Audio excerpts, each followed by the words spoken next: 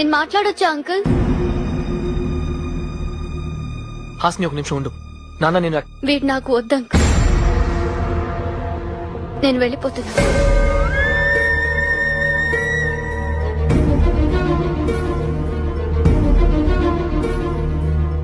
నాకు మాట్లాడడం రాదు అంకుల్. ఇప్పుడు కూడా మీరు మాట్లాడుతుంటే మధ్యలో వచ్చి డిస్టర్బ్ చేశాను. ఇది కరెక్టో కాదో కూడా నాకు తెలియదు. కానీ సిద్ధుకి మాత్రం నేను కరెక్ట్ కాదని అనిపిస్తుంది.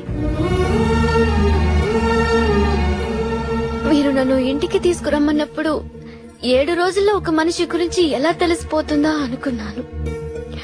కానీ తెలుసుకోవచ్చని ఇక్కడికి వచ్చిన తర్వాత అర్థమైంది. మీరు నా గురించి ఏం తెలుసుకున్నారో నాకు తెలియదు అంకుల్. కానీ సిద్ధు గురించి నేను చాలా తెలుసుకున్నాను. ఒకప్పుడు వీలైతే 4 మాటలన్నాడు. ఇప్పుడు అస్సలు మాట్లాడొద్దంటున్నాడు.